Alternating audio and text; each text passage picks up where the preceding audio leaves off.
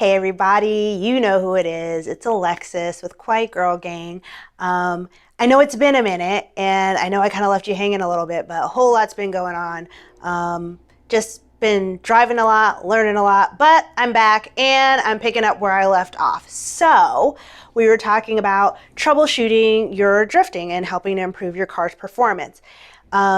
We started it as a series, and just for a quick recap, so in episode 1 of the series, we talked about, I have my notes here, so I'm just going to backtrack. We talked about drift physics and understanding like the concept of sliding versus the rolling friction and how the front versus the back of the car moves.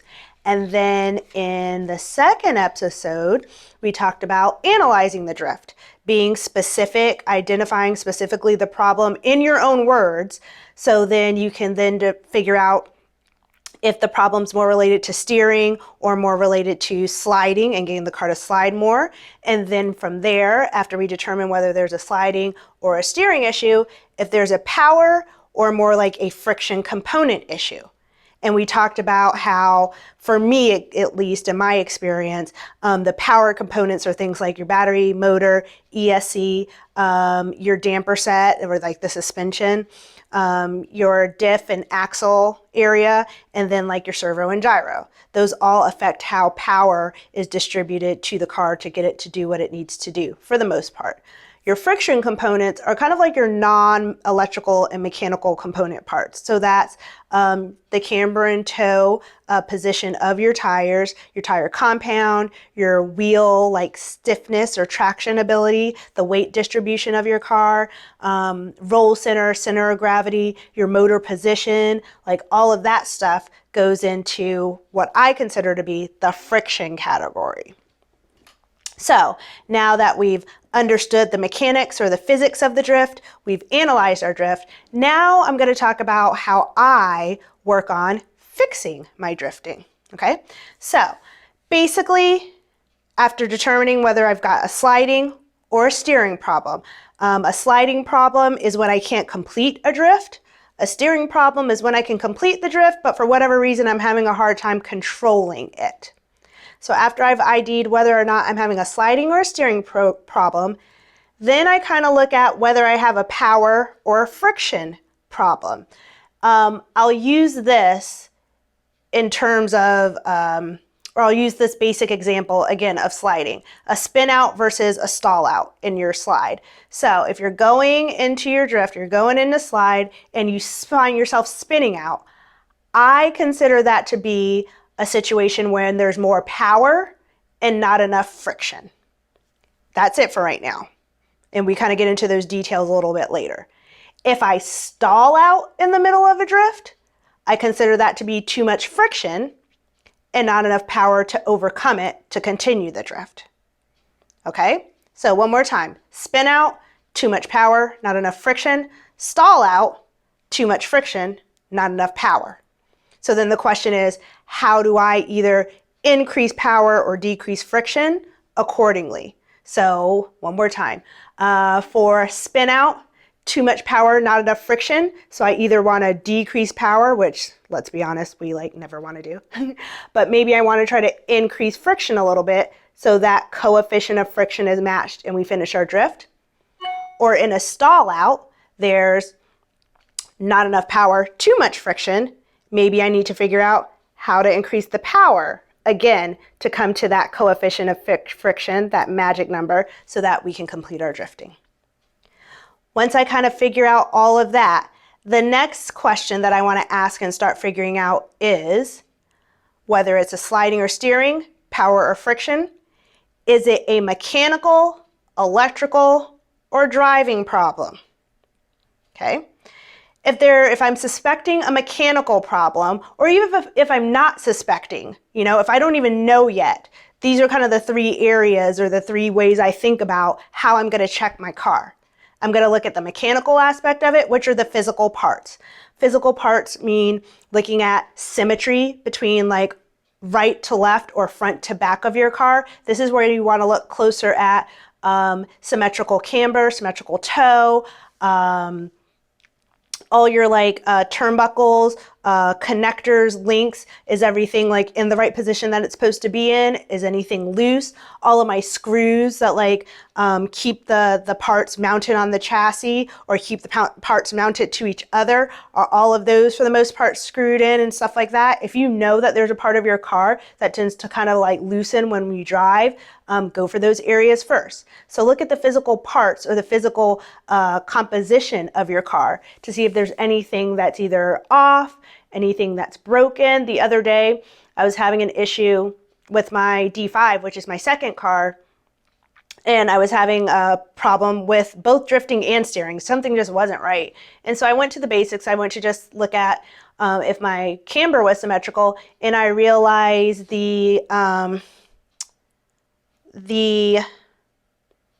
I don't know what you guys call them, like the ball end. It's like for whatever reason, I can never figure out like the real name of this part. But you know how like you have your turnbuckle, you've got like the end that snaps onto like the ball head, and it's got the cup, like the ball cup is at the end of this little plastic piece, but I'm not sure what it's called. But you guys probably know what I'm talking about. But anyway, 3 out of 4 of them, because that's still a plastic piece on my D5, 3 out of 4 of them were like cracked. So they were bent. So I ended up having to take off like all 4 pieces and replace them.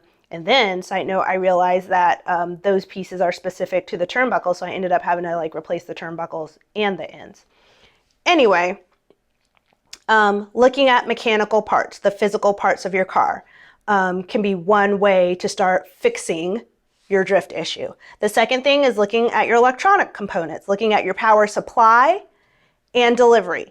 Sometimes it took me a long time to figure out as a new driver that really like it's not just about, since I have like a voltmeter on my car, it's not just about keeping an eye on the voltmeter and as that number gets lower, knowing that like my battery's about to lipo or you know it's about to go dead, so I need to swap it.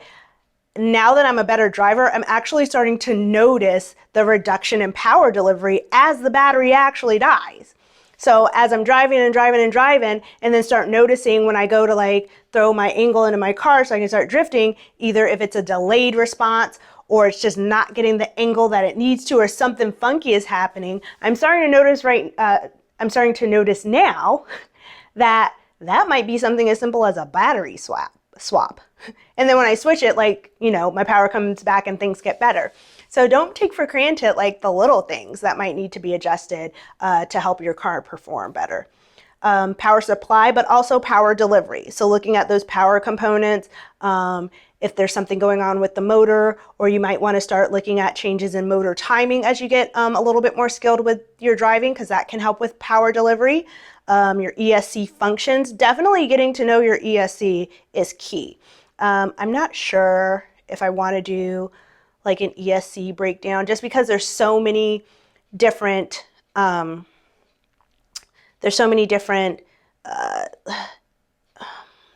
what's the word? Not components, but like options. There's so many different options, and the options are all called different things from one ESC to the other. So I'm not exactly sure if that would be helpful, but if anybody has any input or any requests, yeah, go ahead and put it as a comment on this video and I'll think about it. I have an Accuvance Yaris right now in my MST, so that's what I would probably be kind of mostly referring to. But yeah, just throw it in the chat if that's something that you'd be interested in hearing about, and I'll think about it.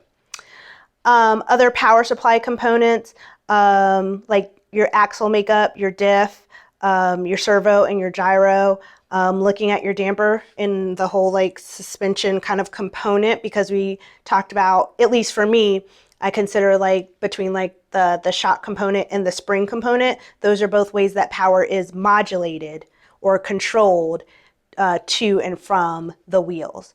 I think I talked about that in episode 1 when we were talking about power and friction components. So I go into that a little bit deeper if you want to check that out, about how I consider the suspension or the damper set to be part of your power components and why I think that. So again, as I go to fix the drift, after I figured out if it's a sliding or steering problem or a power or friction problem, I check mechanical, actual physical parts. electrical, power supply and delivery, connections and stuff like that. And then the last thing, dude, check yourself, okay? Ego's got to be left at the door if you're really passionate about improving your driving.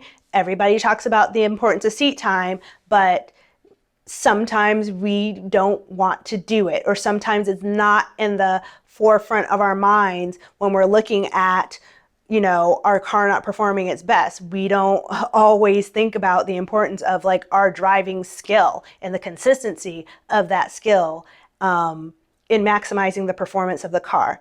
I will give you this tip that has helped me a lot. Some people have asked me, or what I've discovered for myself is like, how do I know if the problem that I'm seeing is a driving problem versus like a mechanical or an electrical problem? Here's how I explain it, like, or understand it for myself. So if it helps, great. A driving problem with your car is seen if the problem only happens when you drive your car, but somebody else drives it and the problem doesn't exist anymore, or you're driving the car and the problem doesn't happen all the time. Like out of 10 laps, it happens 3 out of the 10 times. So it's not consistent. Usually those are the two kind of criteria, or the two kind of factors that I've identified as that's when I need a driver mod. That's when I need more seat time. That's when I need to like really pick up and improve my driving skills. The only side note that I'll put with that is that there may be an opportunity to change your tension settings on your transmitter so that like your fine motor or like your touch skills are a little bit better translated to the car, or you just feel like a little bit more in control of the car. Other than that, seat time, dude. Just do it. Like if you got into the hobby because you like driving, drive. Like I don't know what you want me to say. Like you know, the car doesn't drive itself. You know, it's a mechanical item. So the saying always goes, you know, mechanical items are only as smart as their operators. So seat time. So in terms of fixing the drift, yes, your mechanical, your electrical, and then your driving. You got to make sure that you're looking at those 3 things. When you actually go to fix your drift, you found the problem, and you're considering how much you want to fix on it. The other consideration, or the other thing that I've kind of like come up for myself, are the concepts of quick tunes versus deep tunes. So the things that you can kind of change relatively quickly at the track, 10 minutes or less, and can immediately go back into driving, versus something that takes a little bit more time, something that you're probably going to do at home. It requires taking kind of like multiple parts off the car-ish. This is not like a complete one. It's not a complete list. 2, it's my personal opinion once again. So if you don't agree with it, I don't care. But hopefully it helps somebody. So my quick tune thing. So when I identify a mechanical, electrical problem in my steering with power or friction, or with my sliding relative to power or friction, my quick tune things that I go to are toe and camber adjustment,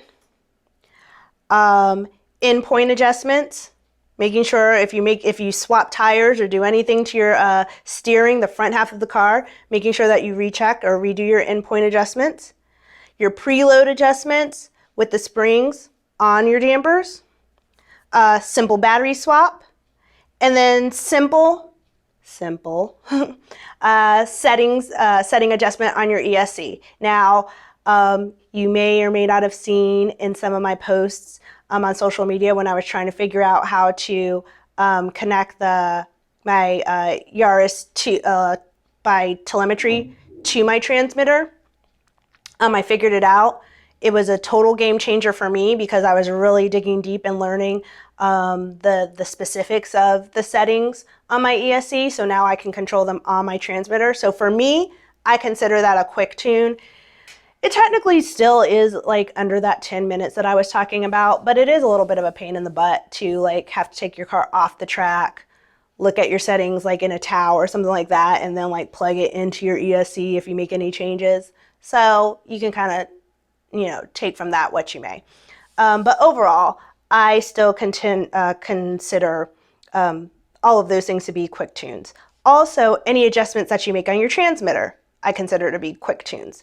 Again, the fast things that you can do to improve the performance of your car. Your deep tunes, again, are those things that take a little bit longer. Funny story. When I wrote these notes, I put centering your servo horn as a deep tune. But it's actually become a quick tune for me now because recently I just I did my first build. I upgraded to the MST, the RMX 2.5, and now my servo lies on the side with the horn just facing, that outer, I guess, passenger side or outer right side.